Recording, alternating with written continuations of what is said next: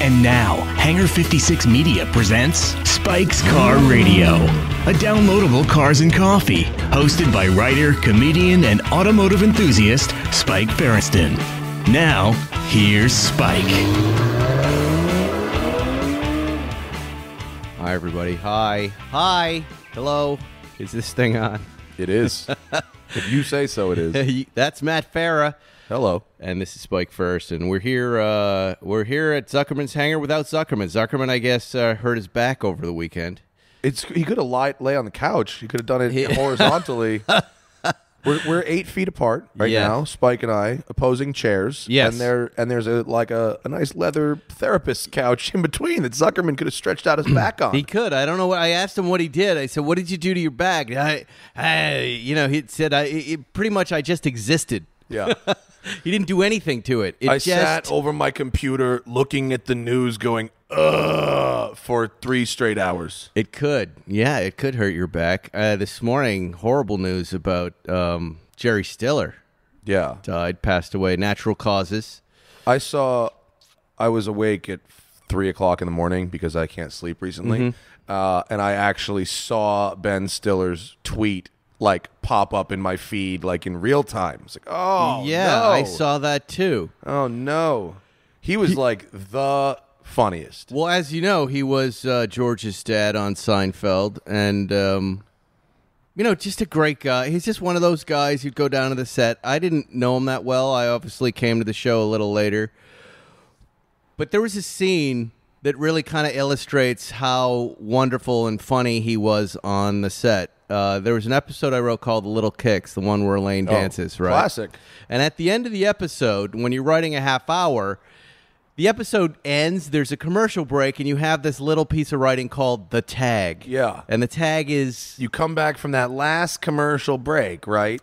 It's a half page, right? And the weight of concern by the network and the writing staff and producers on the tag is very little compared to the rest of the show. Yeah. The tag is kind of like, just do something and it'll work. And for the tag for the Little Kicks, I had Elaine and I had George's dad in the police station getting George out. Remember? Yeah, because it was Bad Boy George was the other plot of the Little Kicks. Correct. When you describe an episode of Seinfeld, you have to describe all 3 subplots, because when you see the scene on YouTube later, I remember it's the "you want a piece of me." Exactly. It's the "you want a piece of me." Thank you for telling me how to tell my story, Matt Farrah. I'm sorry, Spike. I wrote on the show. Anyway, asshole. Look at him laughing.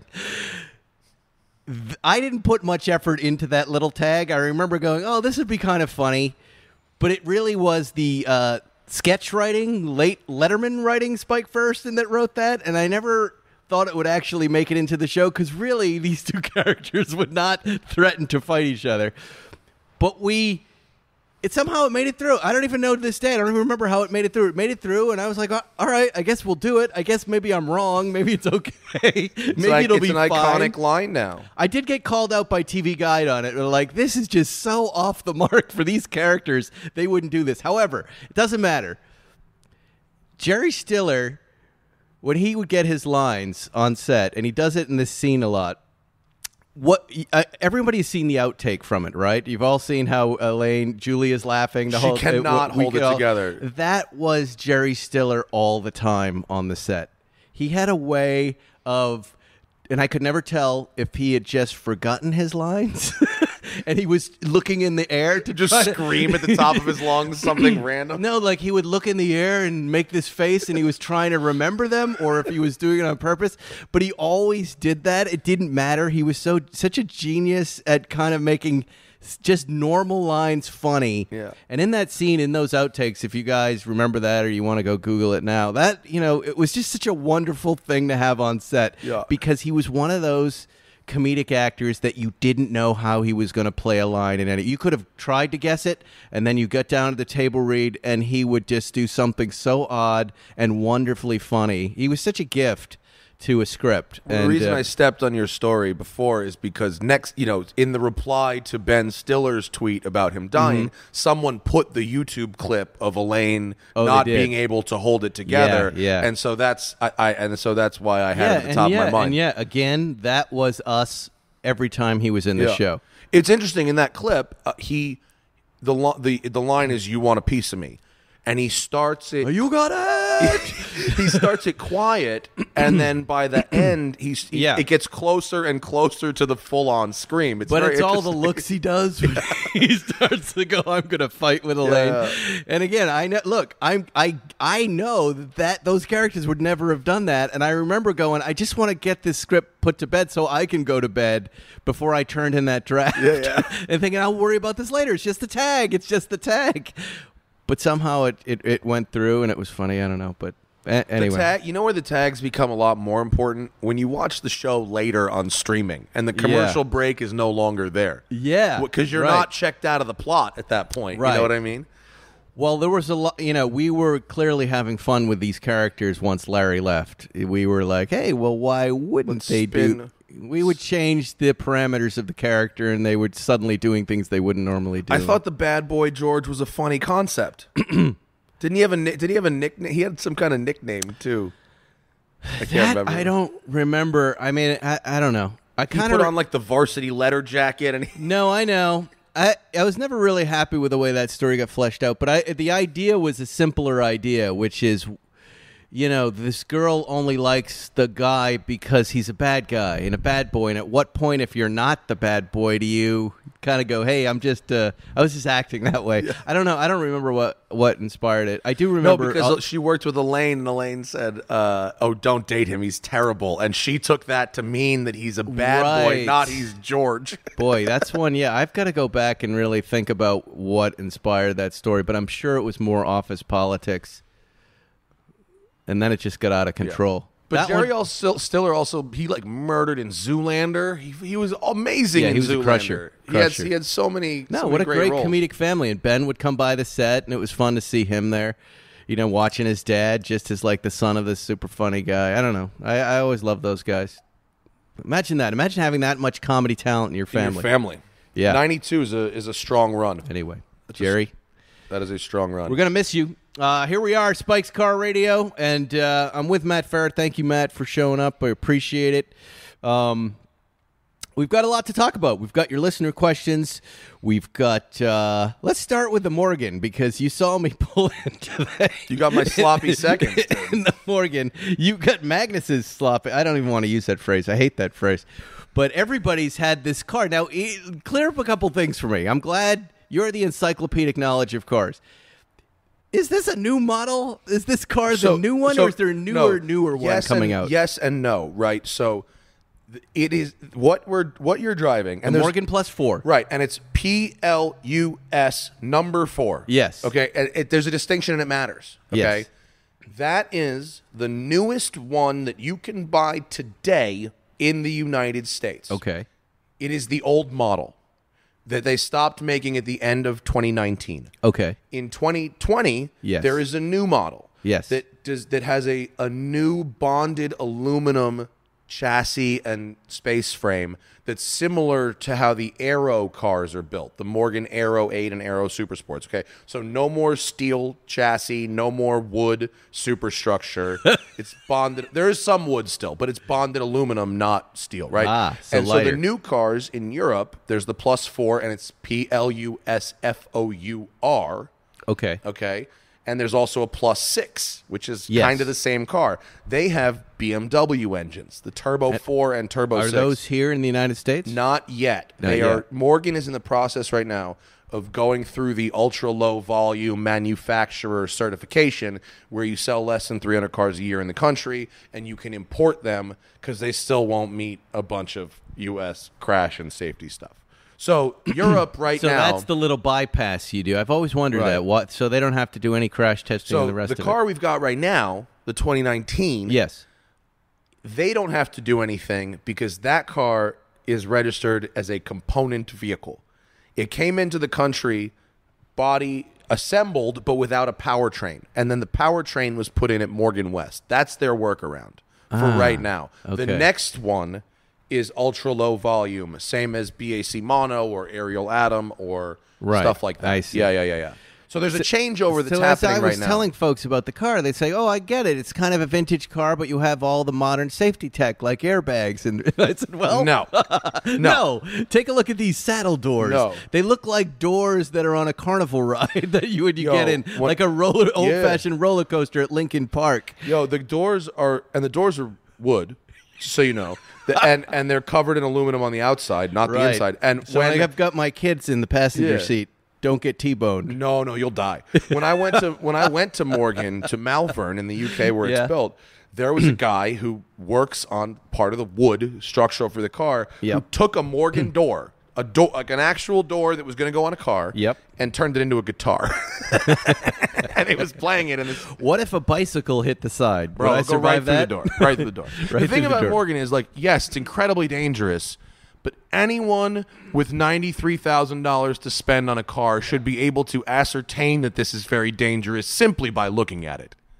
There's no implied safety on this thing at all. Okay, let me back up to my experience because I don't like to compare things to money because I don't think that's relevant. I don't either, and really, I think the car costs what it costs them to make it, not what they think they can get away with selling it for. I think about experiential, right? And people's money is their money, and they can make their own decisions that way. Let me just tell you the lead up to me getting that car delivered. Okay, After seeing me with it. What's that? So you've started by you seeing me with it and then me arranging for you to get it. You did, and thank you very much for that. And I'm you said very to my excited. wife, there's no way he's actually going to follow through with this. I just thought you might forget, that's all, because you were driving that home, and it erases your mind. But the day it was delivered, I drove two cars that morning. The Land Rover Series 2A and my 58 Speedster, which I took down to Santa Monica Airport to meet these folks. So you were in a mindset. You were already in a mindset. So I was in a mindset, right? And then this car's delivered, and the first thing Stefan down there does, aside from trying to shake my hand, was, as he delivered this dirty car with no gas, which is fine. It's Morgan. That's It's okay. Morgan. Yeah, it's okay. Morgan. It's all right. He said, "Let me show you how to put the top down." Very much like the Speedster experience. And then he said, I look inside. I go, "Hey, those door handles look familiar." He goes, "Yeah, they're from a series Land Rover." And I go, "I just got out of one. What the hell is that?" 2019, but mine's 1971. So already I'm loving the contraption nature of this car, okay? And then, as you probably know about me, I'm a Massachusetts guy. I'm from a very puritanical, kind of historical, New Englandy kind of town where my friends' last names are the last names on the Mayflower, right? The Adams and the Ames, right? Yeah. Hey, those are my neighbors. Yeah. And I'm also an Irish citizen, right? And so this car, I immediately connect. I get into it and I go, it goes really fast. It's trying, but it's really rough around the edges like me and my people. Like, I know we're not as good as the rest of you. We all know that. Don't you dare tell us. But this thing has a lot of personality. Then, as I'm driving it, the first thing that I noticed right away in this car, aside from all of the insane handling, and let's just skip past that, if you wanted to meet a girl, I have a girl. All other options are now off the table. Yesterday, I met a girl named Morgan who came up. She goes, "Is this your car?" Yeah. And she wasn't even liking the car because it was called a Morgan. She was just like, "What is this?" Yeah. I had the same experience. When I drove it around town. I thought it was my imagination. No. When I drove it around town, it's like it's in LA when what you're driving is part of your outfit. Right. And that's an LA thing. It's also a Miami thing and other places around the world. But in LA, particularly, your car is your main outfit on the outside going around. When you drive this, you have taste, you have money, you have a sense of humor, you have style, you're connected with your history. Depending on the color combination, you could do all kinds of things. This car says all the right things about the driver to a woman. And by the way, and dads and their sons. So everybody likes it, but the percentage of women was so much higher than any other car I've ever driven. Ever. Yeah, look at baboons like us. Yeah. Who wants to talk to us? Totally. And I wear my newsboy hat, you know, really get the outfit going, the right thing, you know. It was great. I've been so entertained by it. Now, I was thinking about it this morning because someone called and asked me about it. And I said, we're in a unique driving situation as well. We're in this quarantine where there is no traffic. I'm not so sure on today, on a Monday, with LA traffic, I would be feeling so fondly over this car. I was here 20 minutes early. What's that? I was here 20 minutes early. I know. No, in a normal but you LA, know what I'm saying? yes. But when this is, we drive a lot of cars, you more than me, but at this point, I'm usually sometimes tired of a press car. I'm liking getting into this. I'm enjoying the fresh air. Yeah. I'm enjoying these dumbass drives. I'm enjoying the sound of this thing. I'm enjoying the shifting They really of gears. dialed in the sound, didn't they? They did. They made it sound like an old engine, even It's a though Ford it's engine, not. isn't it? Like yeah, a it's like a Ford Focus engine. Yeah. It's a Focus engine. Yeah. And it's got the Focus, if I'm not mistaken, directionals. Oh, yeah. That little directional stem no, there. It's got some random Ford stuff Now, there are in a couple it. of goofball things that I don't understand why they Have you picked. even found the radio? Yeah, I did. Yeah, that's a mistake. What No, is there's some silly stuff in it, but forget the silly stuff. It's No, I know but still, it should be mentioned. Like that Ford Focus directional, when you push it down, it goes. It makes a sound it shouldn't, like a door open sound, like an alert that you don't want to use the directional anymore. That's one thing. Also, those stems on both sides, windshield wiper on the other side, that doesn't look like it should be in the car. It definitely shouldn't be in the car. I right? agree. If they made them out of a metal or did something to change those stalks, The seating position is perfect for me. It's I an was awkward, shocked but at that. It looks like it's going to be So terrible. you were comfortable in it, yeah, too. Yeah. Yeah. It looks like it's going to be horrible, but then you actually sit in it. Did you find the inflatable lumbar support? I did, yeah. Which it's got a bulb like a pulse, like I a thought that was stethoscope. Stefan's drug device or something. I was like, Stefan, you dropped your bong cleaner on the it's side. to inflate the bladder for the lumbar, which is very interesting. No, now, I I had know. to take my shoes off to drive it, which I'm kind of used to because my Lamborghini, I have to take my shoes off. Pedals are close together. They're very close together, and they're like motorsport pedals. They're not vintage car pedals. Yeah. They're like it's like a race box in there. Right. And so, look, crash standards are thrown out the window with this car. But if I got in an accident of any kind, that thing would cheese grate my legs up to the knees. Which, okay, it is what it is. But other than that, sitting in it, driving it, shockingly comfortable. It's exciting. That's Very exciting. So Did you go up in the canyons with it at all, or just cruise around? I just took it on the 405 here with a cup of coffee. Isn't it awful? At 80 miles an hour with a cup of coffee. It was motorcycling, which Should be liked. an Olympic sport. Huh? Can you drive from here to Van Nuys holding a cup of coffee? I like cars that challenge me, like, you shouldn't do this in this thing. Right. Like a motorcycle ride in the rain at 3 a.m. I like those kind of challenges every once in a while. Well, and yeah. again, it righted.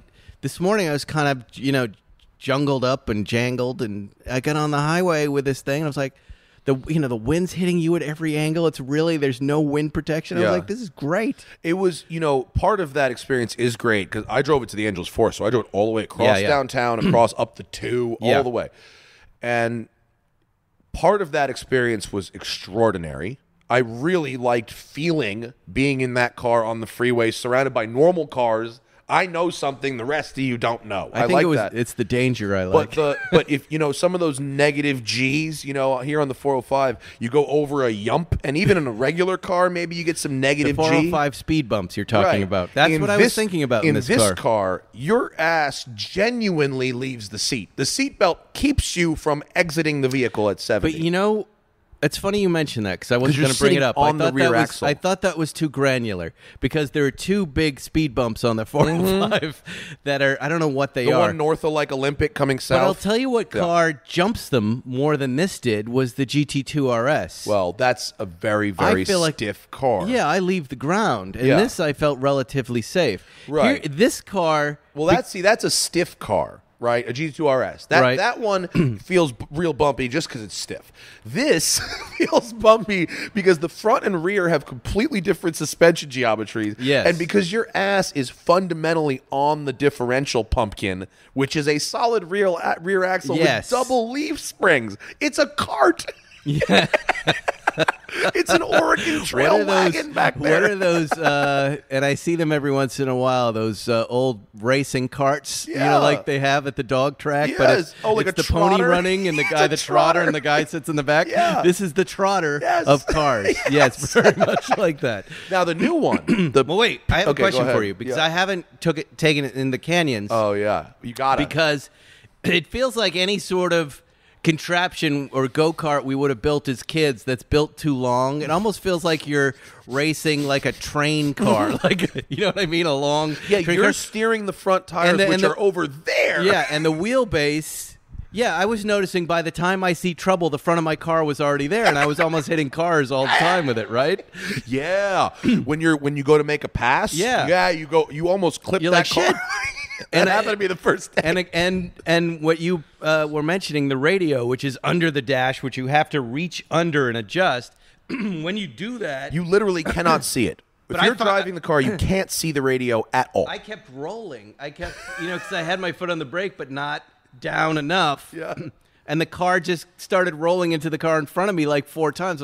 So it was on the first day. I was like, I'm going to crash this thing. I'm pretty sure I'm going to crash it. Anyway, here's the question. It feels like it could just, like the train car, if you turn it too fast, Yeah. it's just going to roll, Yeah. and you're just going to go rolling. Is that really the case? I don't think so, because here's why. It's got Avon tires on it, It which does. are not sticky enough to really catch and roll, unless you hit a curb and caught an engine. Right. I tried to drift it. It doesn't like that. Yeah, it has an okay. open differential. It just doesn't like drifting. So you don't want to try that. And what I found is very strange about it, which I'm sure you know, is as you, especially it's pronounced when making like a right 90-degree turn in the city. You notice how the steering geometry is very different on Yeah, center yeah, and making So in the canyons, it's really sharp steering, 45 degrees either way. Right. You're cruising, right? But then the real hairpin, when you have to go hand over hand or something, and the geometry changes and gets all fucking funky, and because that front tire and the steering tires are so far away from you, Right. you really have to be on the brakes to turn it in to shift that weight on the front tires. Otherwise, it'll just understeer straight off a cliff. does, Yeah. yeah. And if you get on the gas too early, it understeers like crazy too. You just did a one take on it, right? You I posted did. I it this aired morning. it this morning. Yeah. Those are the 2 tweets I saw, yours and Ben Stiller's. All right. As I was sitting on the John, going, you know who else died? Double Rainbow guy died. I saw that. But I don't know the reference. I think I missed whatever the reference was. It was for that. just one of those memes a few years ago where this guy was in Hawaii and he took a video of Double Rainbow and he was like, a double rainbow, sorry to hear double rainbow, and it became this thing on the internet for 48 hours. The sorry to hear fucking that. virus killed him too. Poor guy. Oh, he coronavirus. Oh, He got coronavirus. dude. I mean, Double Rainbow guy dying on a Monday. If even he can, Well, it's just not the guy you want. You want him to live to like a Double Rainbow you guy. want him to be the Keith Richards of memes. Yeah, but really living quite a forever. life Double Rainbow guy had. That was the pinnacle right there. That video. It could have been the pinnacle of mankind.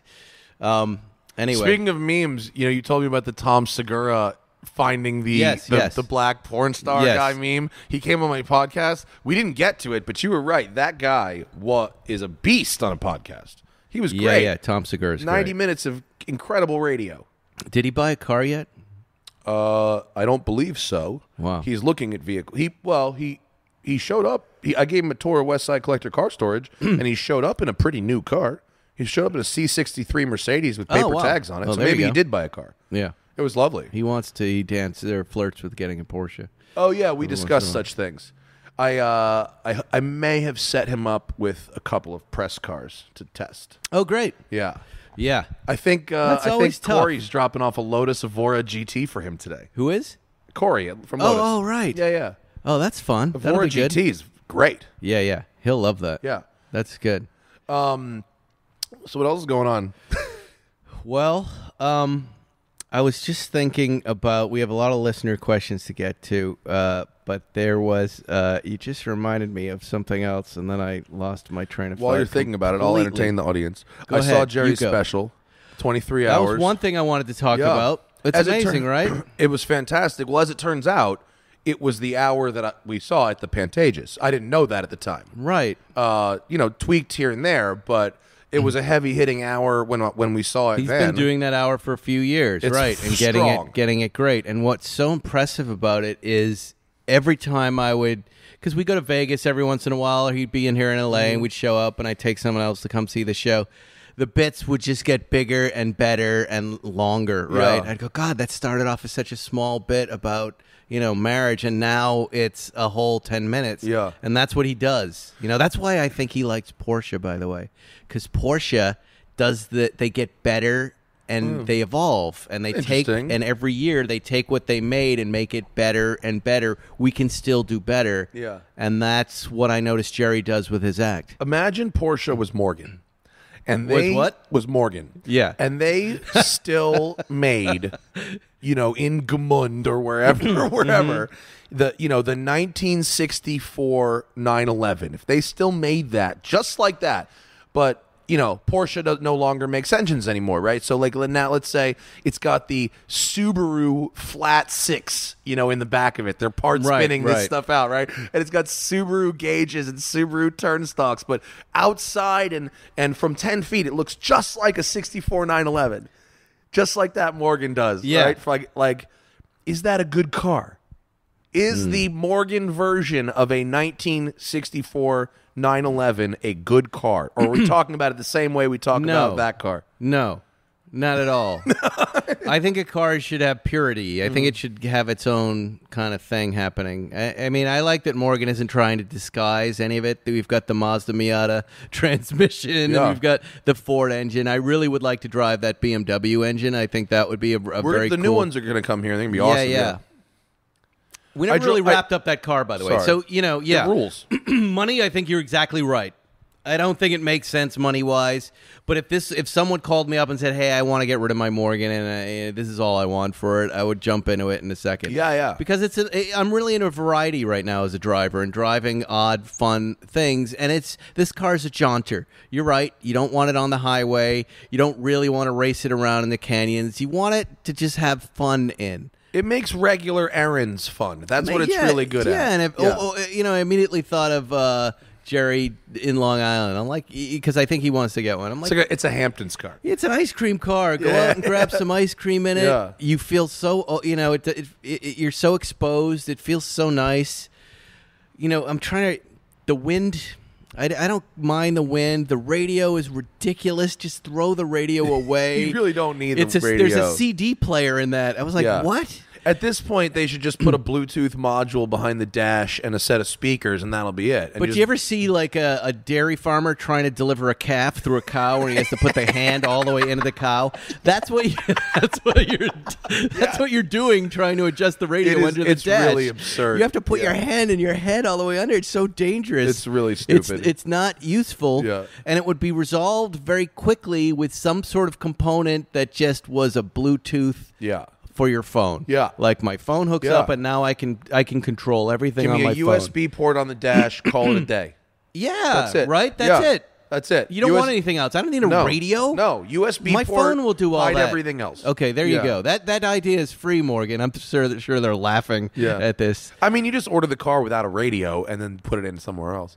I mean, that car But you is know what I'm hilarious. saying? I just wanted to power brakes are an option. Oh my god. Door pockets are an option. Yeah. Hysterical. That top on the car, the roof. Yeah. That's an option. Not the presence of a top. Wow. The fact that it's made of canvas instead of vinyl. That's an option. I had Stefan just put it down. I said, I'm not going to put it back I didn't up. use just, it. Yeah, just I didn't leave use it it down. once. There's no point to that top. I don't like the 3 windshield wipers. That looks odd. That looks like some sort of cartoon creation. That is a pure Morgan thing. That's a thing. All their cars have it. But I also don't like the 4 exhaust pipes on a Corvette. Oh yeah. You know what was too really? much. I went to England and when I went to visit the Morgan factory, it was for work, for drive, and I Right. drove the Aero Super Sports, which is the what one that is, right? It's got the V8 in it. Side pipe it was the BMW 4.8 liter V8 with a 6-speed manual. Engine turned dashboard. The whole fucking dashboard was engine turned. It had a row of 4-inch gauges across. I mean, it was hot, and it was a Targa roof. on top of all this. Wow. And it was, I mean, it was probably a $200,000 car, but it was the most great Gatsby kind of experience because with the side pipes, you got that rumbly echo, you know, and the 3 wipers really made sense in this context. And you're looking at this dashboard where and the whole thing is engine turned, and you're like, oh yeah, this is like a. Have you ever Cruella driven a DeVille. Caterham? Yeah. Do they drive in a similar way? The Plus 4 drives like a Caterham with leather. I happen to hate Caterhams. I just don't. It's the same thing, that distant front end. Right. You know, they're like that. Yeah. I've always felt the same way. I never understood this car, and I wonder if this is just an old man thing that I'm now connecting to, or if I'm kind of getting back to my New England-y goofball roots. But I don't think you have to like objectively the car and the way it does its thing technically and dynamically to be smiling the entire time you drive it. But its badness is what makes it good.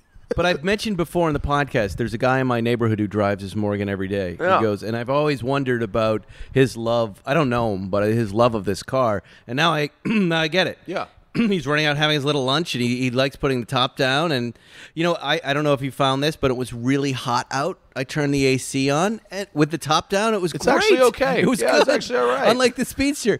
But conversely, it got cold all of a sudden, and I was out in it last night, turned on the heat. It has heated seats. Did you find the button? I did, yeah. That is also Next to the radio. I have to put my hand up the cow's vulva to get that one. But yeah. Anyway, Morgan. You understand that guy, and especially like it's a perfect time for us to be driving this thing. Yeah, because the city with a 25% of its normal traffic is the perfect Morganing and experience. I did dig out my Steve McQueen cap. Did you? And I put it on. Yeah. And as you can see, I've got my really long hair, and I only shave once a week, so I had your beard, my gray beard. And it was cool. I was like, this is all right. What watch did you pair with it? Did you have an appropriate pairing? I've been wearing this guy right here. The Jaeger LeCoultre. There you go. Deep Sea from Crown and Caliber are our friends over there. I'm expecting a new Crown and Caliber piece today. I sent my last one back. I wasn't that into it. People have been asking us to discuss watches. We can segue into that right now. Sure. What are you getting?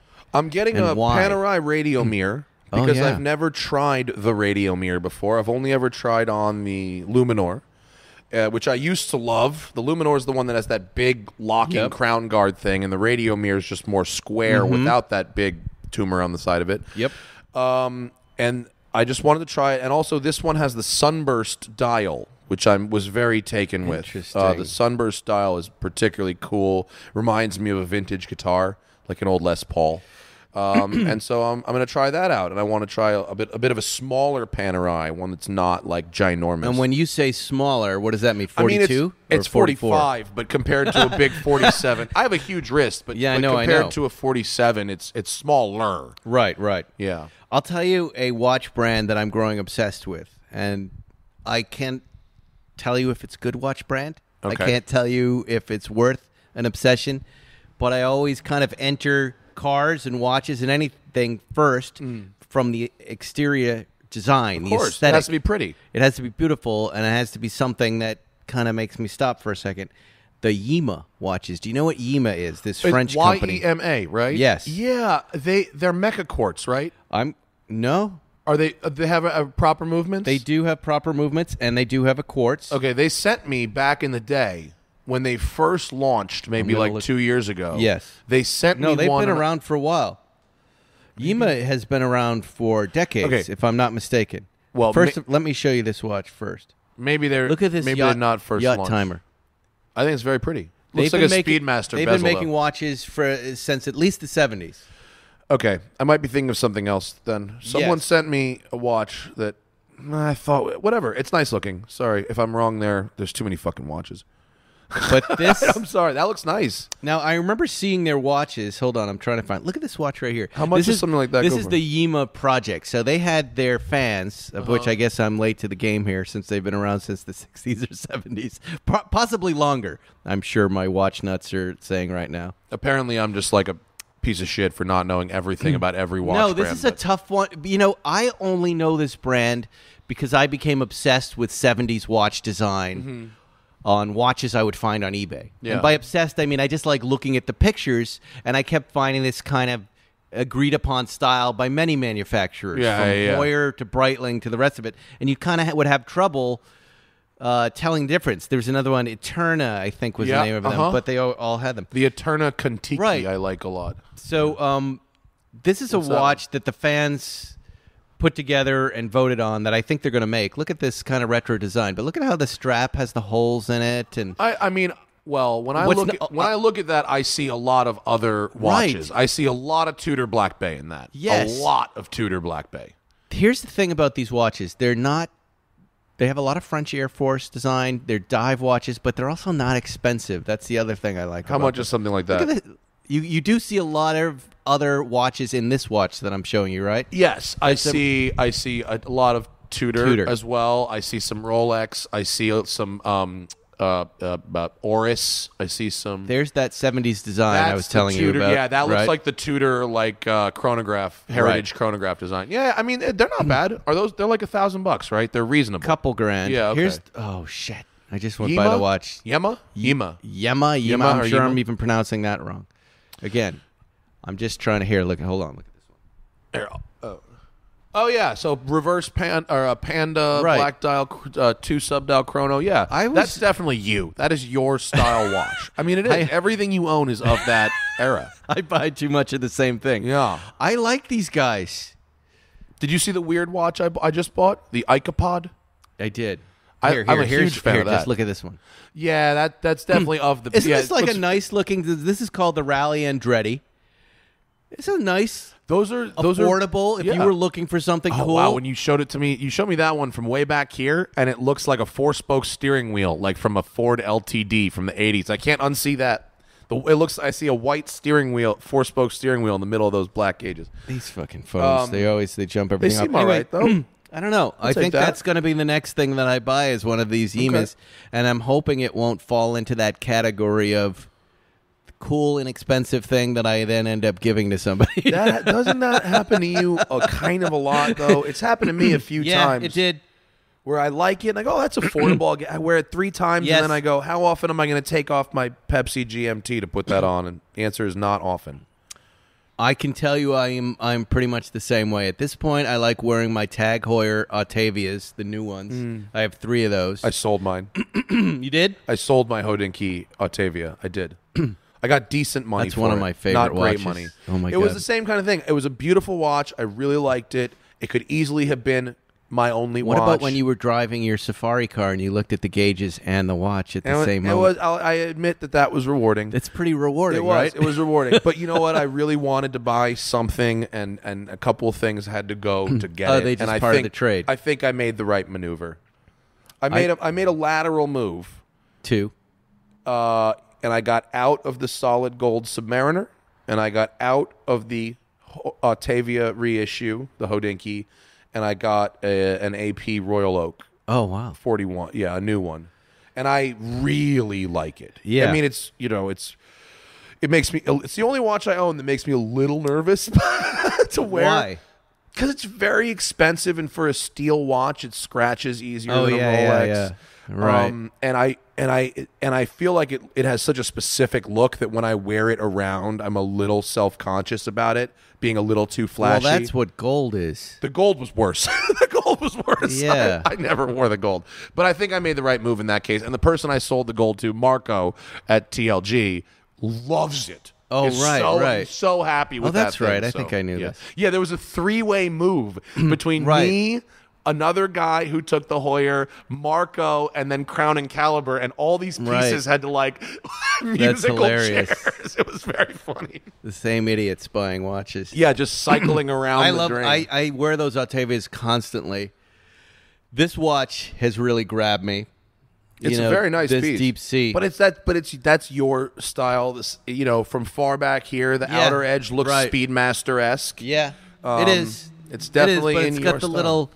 See the little chrono aperture there? That's got a little peppermint red and white there. I like I'm that. colorblind. I can't see that shit. Wow, you and 8 Luis. feet away, I can't see nothing. I would really like to graph out the enjoyment, excitement of a thing. Wouldn't it be interesting to go over the course of 12 months, beginning in January, chart out the I really love this of your new watch. Like, how long does that feeling last before suddenly it's just normal, and then does it ever trend negatively? It does sometimes, yeah. Right? But that's why I feel so spoiled to have the Crown and Caliber thing, because I get that heroin shot when the box shows up, even for a demo. And then how does it last? So then by the time that the heroin wears off, I go, hey, Rach, I'm sending this thing back. Yeah, I'm right here too. I'm there with that same thing. Yeah. But yet there are watches that kind of eclipse that, right? I thought the Pepsi GMT, I can always go back to. That's just one. But what makes that one more enjoyable, do you think, than the other ones? Is there an emotional connection to it because it was given you as a gift by your dad? Maybe, but I really actually think it's the comfort of the bracelet. I Very think comfortable. It's the durability. I think it's the fact that I never have to think about it. If I smack it into something, I don't care. I don't know why that is per se, but it just it feels like home. It feels like home. Yeah, you have a connection to it. Feels right. like, it feels like you. It just feels like the default. Isn't that interesting? And it's like the weight of it, the size of it, the fit of it, all of those things feel like the default I want to revert to after trying something else for a while. Right. And I don't get that feeling with any other piece except this one, which is very interesting. Yeah. I can't decide what to wear. Pepsi. I can't decide which one. Pepsi. It goes with everything. It's just the always go-to. Yeah, boy. I'm going to grab another one of Zuckerman's Perriers here. I'm just trying to think of my version of that watch. Like, I think for me that would be the Bruiser, the blue-black GMT. Yeah. I enjoy that. That feels very much like me. The Tag Heuers always feel really comfortable. And then with the vintage, I think that Daytona, I love that 6263, but sometimes the weight of the value of it bothers me a little bit. I think I've abandoned vintage. I think I'm done with vintage. Well, that comes back. I just keep breaking them. Yeah. I keep scratching them, breaking them, and that comes back. I like the idea of buying something and keeping it for a long time and making my own story out of it versus buying someone else's story, I think. I like both. Yeah. But I like them at different times. It's like with cars. I mean, I just came out of the longest new car phase I had been into. Like the GT2 RS and the 992. GT2 RS, I would just keep switching back and forth, back and forth. I'm not going to drive old stuff. And now the Zagato comes along, and then the ripping sound of that thing wakes me up, and I go, oh, my God, I only want to drive this and things like it. Actually, that brings me back to one question that we got sidetracked on, but I wanted to ask you. You said you went from Zagato or 58 Speedster, one old Porsche, old Land Rover, Morgan. How did the Morgan, aside from the door handles, fit in that time period? Was it appropriate, or did it feel more modern than those other cars, or did it feel...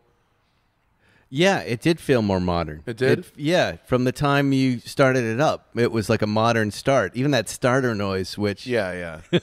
It's not... It's no. Like, yeah. But the aesthetic of it, looking down the front through the windshield from where you're sitting in your seating position, it's nice. One of the all-time great views beautiful, out of a windshield. Right. Yeah. And that counts for me. That whole experience is what really counts. So I like when I was sitting at a light just looking down the hood of this car going, God, I haven't felt anything like that. Yeah. It's very Dick Van Dyke-y. Yeah. I was calling it bang, Great Gatsby. Yeah. I was calling it very Great Gatsby. Yeah. It's it transports you much in the way kind of a cool gentleman's vintage watch does. Yeah. And, you can have a little fantasy of who you are and where you are and what's going on. But also, you're not going to see anybody else driving one. No.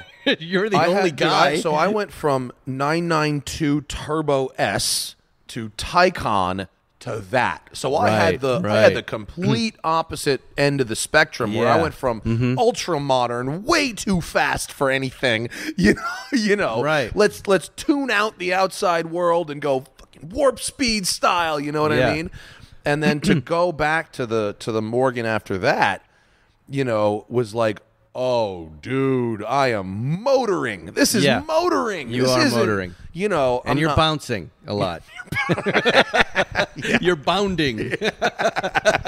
For sure. That's the only way to describe that. All right, let's get at some questions. Yeah, what do they have Johnny to say? Lieberman. Oh, Jesus. I hear I stole your Turbo S, the 992. And yes, he did.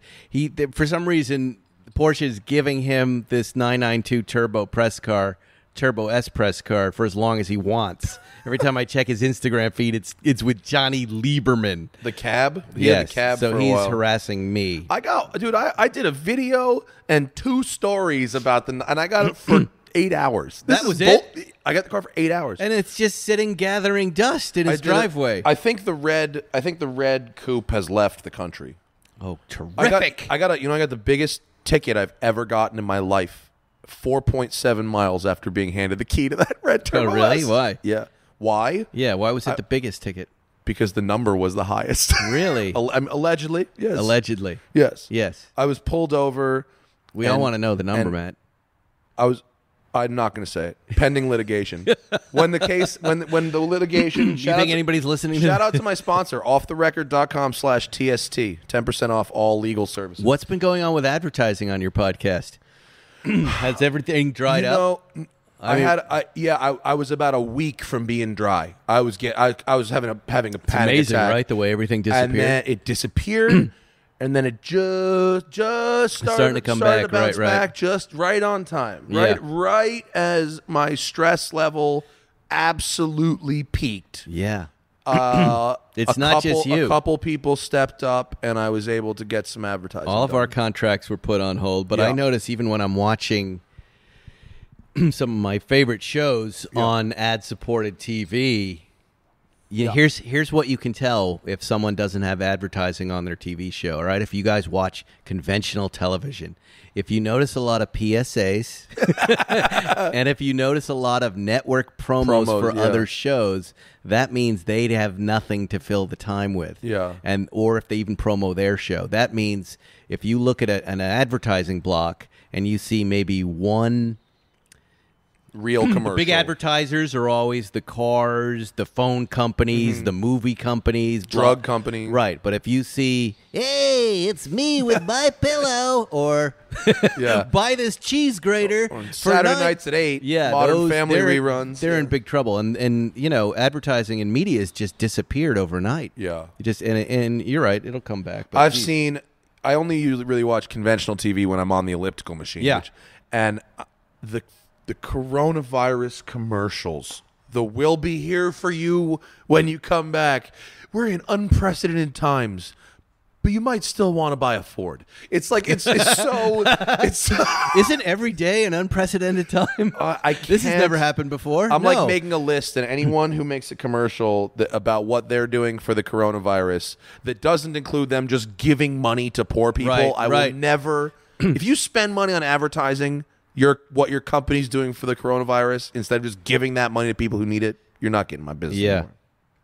I've been trying to clean up my neighborhood on the Nextdoor app because I have 3 or 4 wackos putting out some really crazy. You know, Nextdoor. You have it? Not only do I have it, my wife I love it. Is killing it on Nextdoor right now, selling Doing all what? my old junk from the studio I'm moving out of. Thousands of dollars in stuff God I've sold. bless her. My wife She made got me money laid off. by She needs submitting something to do. our health insurance stuff. I was like, hey, have you submitted health insurance this year? She's like, nope. I'm like, get to work. So money has just been coming in the mailbox. I'm like, I love you, honey, I love you. Anyway, I like Nextdoor because of I hate Facebook at this point. The garbage on there, the garbage on Twitter.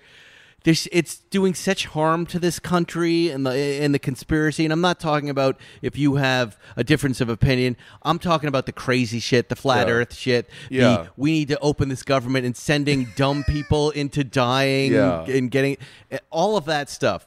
So Nextdoor, I really like because it's, hey, Jimmy the dog. I found this weird otter. Does anybody know what this spider is? Hey, look does anyone want some of these lemons from my tree? My son is selling his skateboard. Brentwood next door must be very friendly. Venice next door is crazy. It's not friendly. It's a neighborhood like any neighborhood.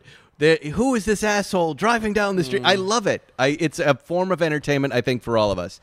And there's this little cabal of conspiracy theorists that decided they need to contaminate our thread, our general thread, which has clear guidelines, right?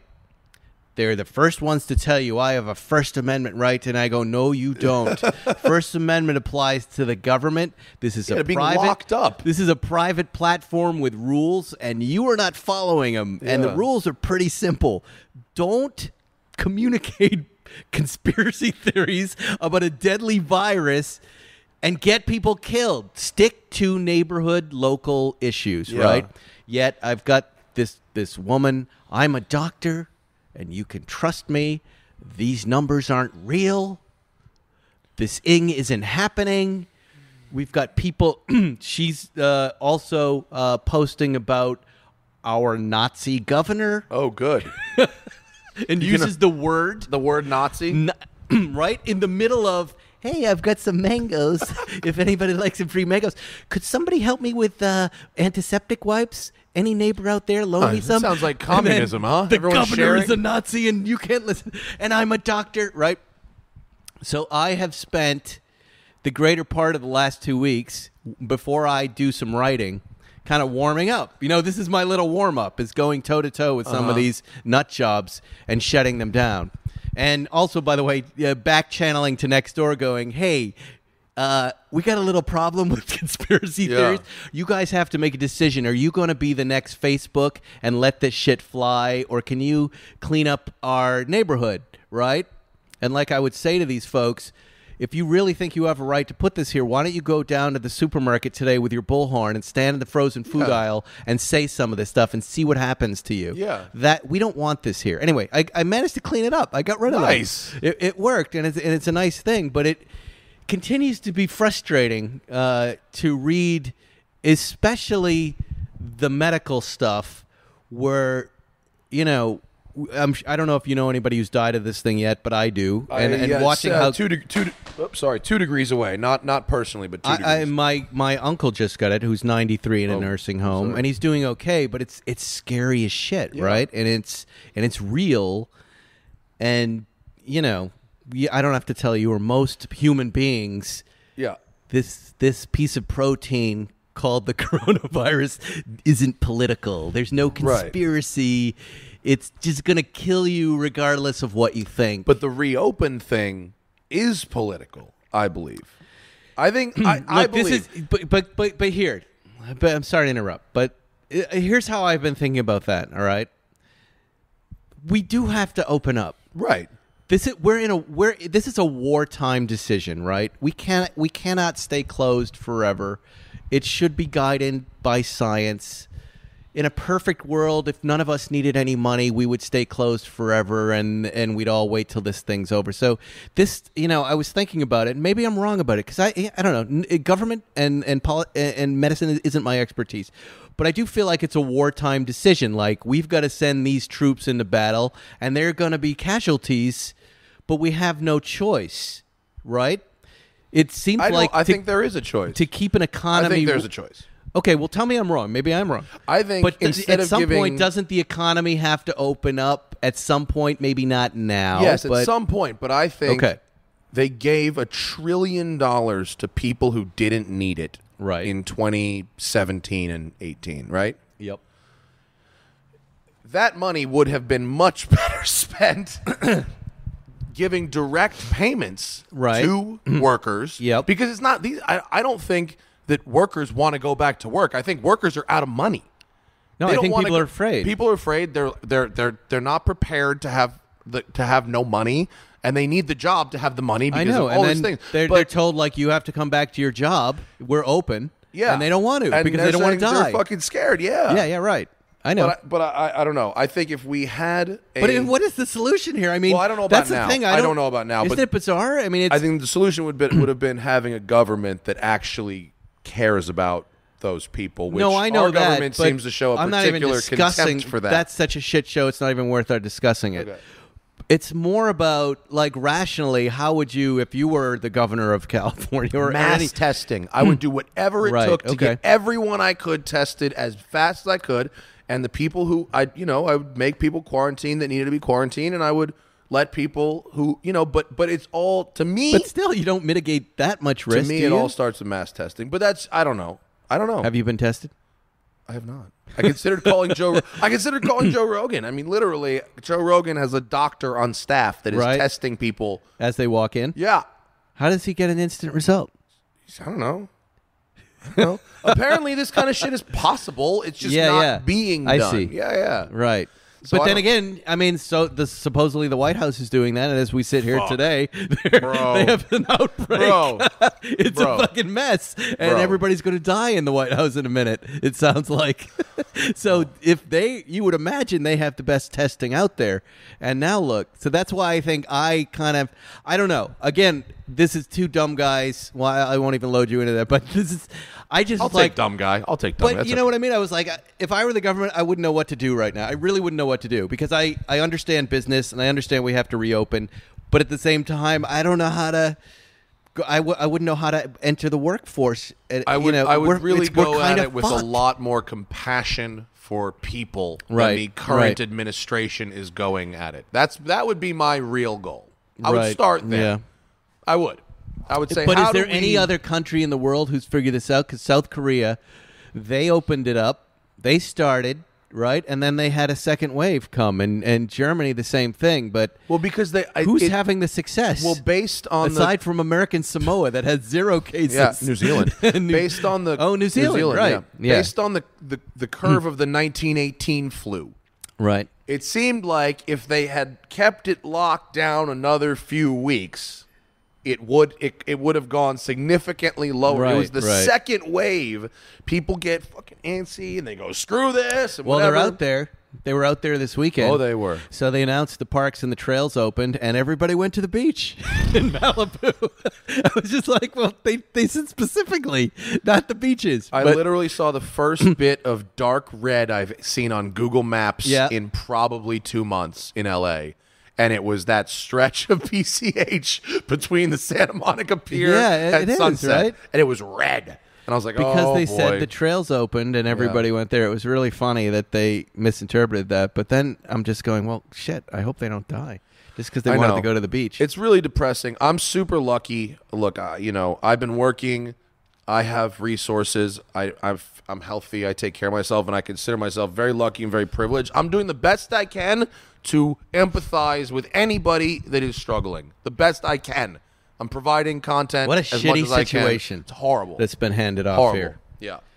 Yeah, I don't get it, and I wouldn't know how to fix it. We're super lucky. But if you have a job for my wife, please email me. All right, well, let's get back to talking about cars.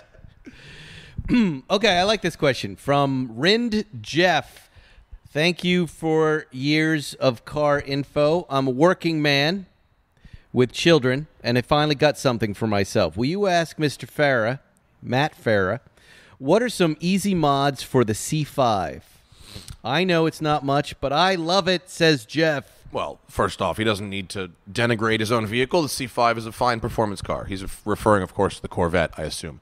If I was starting over with a C5 today, assuming I was starting with a stock car, the only mods I would really do are coilover suspension conversion, a big brake kit from StopTech, lightweight wheels and tires, and then I would upgrade the seats because the stock seats are horrible. And maybe an exhaust or something, but that's really it. Coilovers, wheels and tires, brakes, exhaust, and you've got yourself a car that will hang with basically anything on the track. Do you drive the new Corvette yet?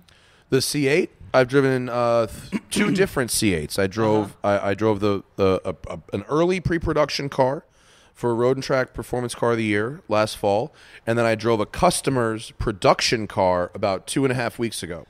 and I like it. I hate it. I liked it then, and I like it even more now. The concerns I had with the early car were with the gearbox tuning.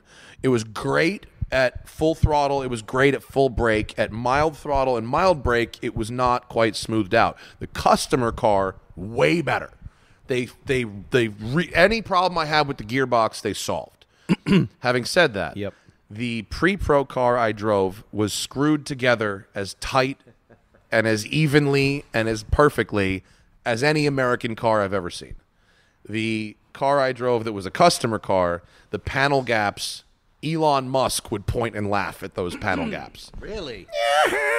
They were horrible. Elon, Jay was on the show last week, and he talked about driving the Cybertruck through the boring tunnel. Oh, yeah? And we actually made it on to Teslarati, which is I guess a Tesla blog. Yeah. Which, they were calling attention to the podcast, and you should check it out. And in the comments, then they just proceeded to rip me apart for not knowing about the Tesla truck that they're making. What, the semi? Yeah, the Tesla Semi. There is a prototype. I'd never heard of it. There is a prototype that exists. Apparently, it's something they're working on. They are nowhere near a production vehicle. It made me laugh because, these followers of his are really really culty, huh? Really culty. Yeah, it's really interesting. The Jay told a really funny story about how the boring tunnel leads to a guy's backyard. So it starts in Hawthorne, and they get out, they open this hatch. Hey, it's a funny thing. And he goes, the first thing I see is a barbecue grill. And I'm like, where are we? He goes, oh.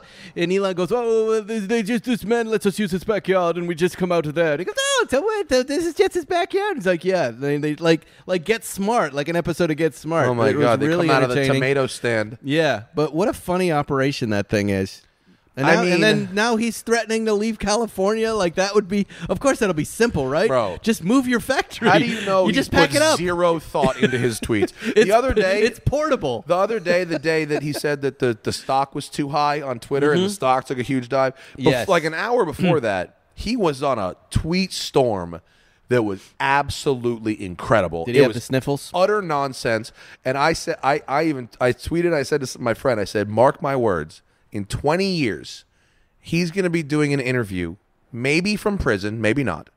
And in that interview, he's going to talk about the spring of 2020 and how he was so deep into a vial of acid, he doesn't even know what he was doing. And it's going to be really funny. And he named his kid whatever that is. The X-19? Which, I don't know. I was shocked when Gwyneth Paltrow named her son or daughter Apple. Apple. I thought, and that seems so awful this mild just seems by comparison.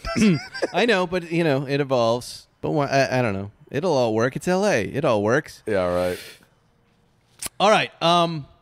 This was an interesting question. I read Motor Trend's articles on the 959 versus the 911 and the 917 versus the 918.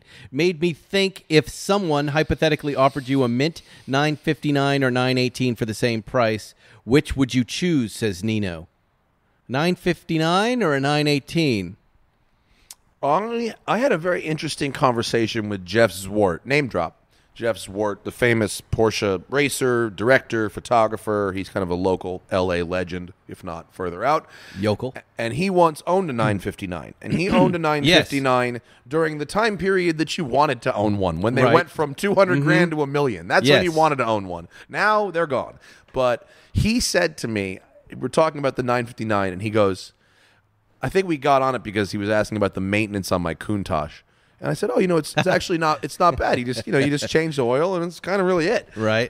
And he goes, you want to hear, he goes, there is nothing like having to maintain a 959. He said, there is no car built before, during, or since that is as complicated with as many specialist parts made by weird race shops in Germany that no one's ever heard of. And the only way you can get anything is through Canepa, who charges like $1 zillion to even take a look at the car.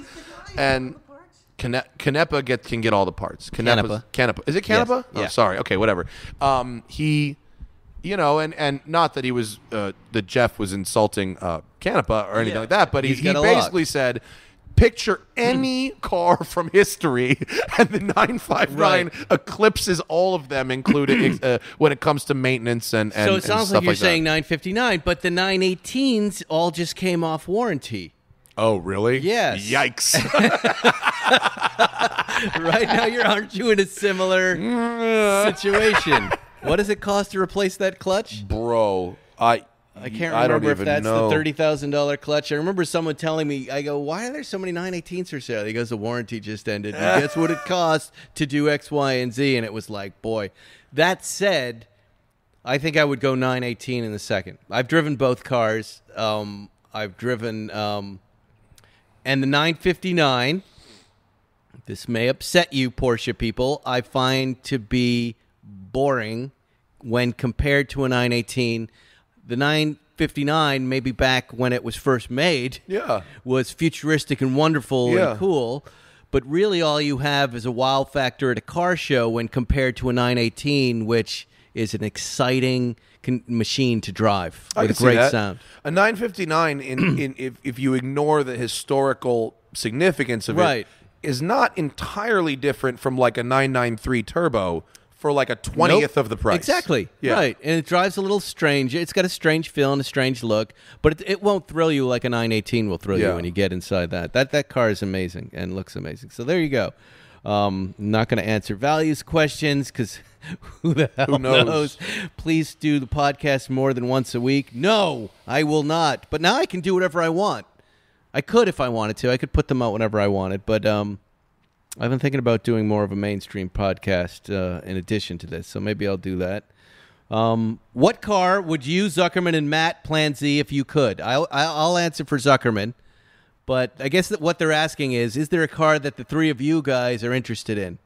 That would be fun. It wouldn't be the Morgan because you and I might jump into that, but Zuckerman would not. Zuckerman texted me when I posted a picture of that car. He's like, call me in 5 days when you fucking hate that thing.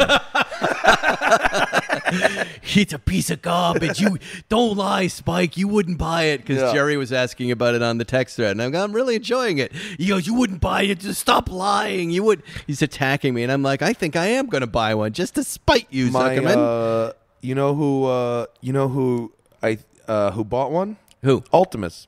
Dave Ultimus. Yeah, that's right. Him and his two buddies went into Morgan West and ordered 3 of them together. Yeah. Yeah, they're old Manny. Yeah. But getting back to the car that we would buy together. This would have to be... How about an F40?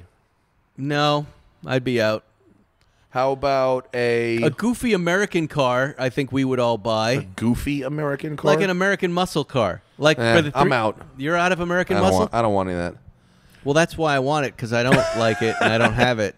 I drove Zuckerman's '66 Chevy, which is not here. It's not here. I think Anthony Lehner has it. I mean, I'm at a weird place. We had talked about a car together, all of us.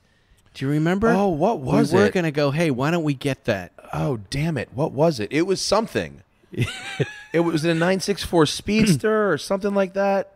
Yeah. It might have been something like that. I think it would be hard for all of us to share a car. What works about me and Zuckerman is we're together a lot, and this hangar right here is very close to my house, equidistant to his house, and as is Santa Monica Airport. Like there's an ease to all of the sharing, and we're also kind of driving lots of other stuff, and we don't quite care who has what at any given time. Like it takes a mentality. I don't know if I'd be able to share cars the way that you guys can. I have a hard time with that stuff. Well, you're a very careful guy with cars. Yeah. We've spoken about our third partner, Moise, a lot. And we love Moise, but he's not very careful. So Moise is, we like to wear the new jeans. Moise likes the torn light blue jeans and dirty sneakers. He's a style maven. He's a clothier. Yeah. He's a fashionista, and he has a fashion business, and he's very wealthy, and he likes when something looks well worn and used as opposed to brand new, like me and Zuckerman. So we share the GT2 RS, which he smashes that chin spoiler up constantly. And he wrecked it so bad last time I looked at it, it had a big ding missing out of it. I went, Moise, I'm replacing this and you're going to pay for it. It's now beyond scratches. It's like, I don't know what you did to this, but he's like, oh, okay, no problem. Right? So I take it in. I do it.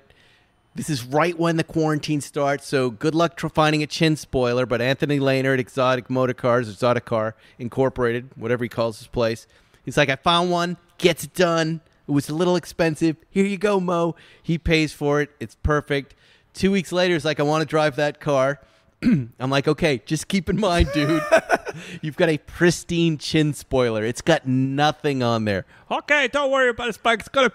So he's had the car for 3 or 4 weeks, and now I want to drive it after the Morgan. So I said, can you return this? And look, Jerry's calling right now. We could put him on, but he returns the car, and there is not only is the chin spoiler destroyed again, but it looks like, you know what somebody looks like when you knock their front teeth out? Yeah. There's like squares missing. Like, Oh, no. I'm like, what the fuck did you do to this, Moise? He goes, what do you mean? I sent him the picture. He goes, oh, I have no idea how that happened. I go, either a raccoon took a bite out of it, or it really does look like someone hacksawed a thing. Did you scratch it and try to hacksaw? He goes, no, I have no idea what happened. Totally destroyed. He goes, now what do you want to do? When he dropped the car off, he wanted to drive the 992, to which Zuckerman and I said, yeah, go ahead, He returned that. Trashed also? That's not even a low. Oh, my that chin God. spoiler there. And he thinks it's really funny. Oh, well, So, at least he can pay for it. We know he will. But still, Zuckerman and I are kind of like, whatever. It's just the chin spoiler. It's plastic. Those things are like Dixie cups. And One at day some it's point, not going to be. One day it's going to be something expensive. No, it is. No, it's a very expensive thing. It's not as cheap as a Dixie cup, but we think of them as you pull the Dixie cup on, you use it, and then it disintegrates. You put another one on. You have to kind of get in the mindset of the next service, which is in 7 months when that has to go in for something real. Hey, by the way, put a new chin spoiler on it and send that bill to Moise. And then usually, people ask about maintenance and the rest of it. A lot of times, whoever has the car when the maintenance comes up just pays for it. Really, unless it's really crazy. Yeah. You just kind of go, all right, if I broke it, I'll fix it. If I get the flat tire, let me replace the tire. And you've got to not really worry about line by line it being equal, because it doesn't end up being equal. Yeah. It doesn't. I think I've had a really bad experience in that a few times, in that anytime I let someone borrow my stuff, it always comes back broken. Something little is all, and then I go, hey, the parking brake isn't working now. And they go, oh, I don't know about that. I didn't even use the parking brake. Okay, well, it's broken now. And that's happened a couple times, and I don't let people borrow my stuff anymore. Jerry's texting. He goes, I need a Morgan +4 Get outta report, here. please. He really wants one. Did he ask him if he just watched my video this morning that went up? Why will he wants to hear my report. I'll point him in that direction. Because I think he wants to buy one of these, and You should. It is literally the perfect car for someone who's already driven everything else. I've watched him go down this road a lot, right? Where else? Where else does it lead? He's an automotive connoisseur who is maybe attracted to something, but really loves good engineering, and he could. That might be a problem. Yeah, he's got to drive this, right? Yeah. He's got to be. You have to be forgiving to understand this car. Yeah. Either you Right. understand the charm and decide that the charm is worth the objective terribleness, or you will not be able to get over the objective terribleness no matter how charming. His excitement about it is what got me excited about it. Yeah. I didn't even want to drive it until he was like, this thing is really interesting. And we started doing a deep dive on it and going, oh, yeah, I can kind of see this is kind of cool. And we always see them. They're near the airport at Santa Monica Airport. And it's always been an entertaining little dealership down there. Yeah, Morgan West on Pico is hilarious. Yeah, cool cars. And the three-wheelers are there. And they've been there for such a long time. And it's really his excitement that got me excited. But then you might not have to put up with so much badness, because the one that's coming next year, the PLUSFOUR, yeah. has double wishbone front and rear. Oh, well, that And makes it's a lot of independent difference. rear suspension. It's not this ox cart, open diff, solid axle, leaf spring thing anymore. That's really the best advice, I think. And it still has, it fundamentally still has the look. Right. It looks a little bit newer, but not Right. really. Yeah. The interior's different. Right. But We never really got around to a Plan Z car. Okay, I what do you mean, know we about did- the we new couldn't- we Bronco? I couldn't like this. decide what? What do we know about the new Bronco? Okay, There's let me two- just yeah, go tell you ahead. one thing that I noticed about it. It doesn't look like any of the cool renderings that were on the internet one, so if you had your heart set on that, forget it. And someone asked me about it the other day, and I said, look, the one concerning thing so far that is a little concerning is from the released photos, one angle looks great, another angle looks like a Land Rover Freelander or whatever that cheap Land Rover was. Because there's Bronco and Bronco Sport. Right. Two separate vehicles. Okay. Bronco Sport is what you're describing. Right. Land Rover Freelander. Right. Full-size Bronco. Looks like a 60s Bronco. Okay. Yeah. 2 doors, 4 doors. Can I find a picture of that right now? Yes. Type in full-size new Bronco. Okay, and then you have it looks a lot like what Icon would do with a classic Bronco. 2-door and 4-door, hard top and soft top, somewhere between a Jeep Wrangler and a Land Rover. And the Bronco Sport I'm not particularly excited about because it looks very... This one? That one. That's the one that I don't quite like at certain angles. Okay, well, that is the full-size one. There's also the Sport one. You said Land Rover Freelander, and it looks really like that. But see, if you follow the line across the doors and then look at that rear panel, how it kind of goes up. Yeah. That's the little piece that I go, why is that not straight? Why is that line not straight from front to back? Got to be some kind of technical safety something reason. But wouldn't you agree that kind of ruins... See that picture? I mean, yeah, it's not perfectly straight, and that is sort of weird. I agree. So what I was saying was, this is a car you got to visit in person and have a look at. It kind of reminded me of the Daytonas, the new Daytonas when they came out. You can't quite tell from the pictures what they're like in real life. With the hard top on it, it blends a little better, I would say. The wheels look a little dingy on this, though, too. I have a feeling. Look, I got to give them credit. They went with a retro future design that's not heinous, right? That's not. All right, he's making a face. Look at that one. That's the Sport. Yeah, that's the Freelander. Sport. Yeah, the Sport I'm not really about. I happen to think if the 2-door one I think is actually even better than the 4-door full size one. Would you get a Defender? A new Defender, or would you get that? I've never seen the new Defender in person. I have. Not only have I not driven it, I've not seen it. Yes. So, and I'm not particularly attached to the Defender brand. So objectively, probably not. It doesn't do anything. Now, my wife likes boxy cars. Right. And so she's waiting for this new crop of boxy vehicles to come out. So she's into the Bronco possibly for herself.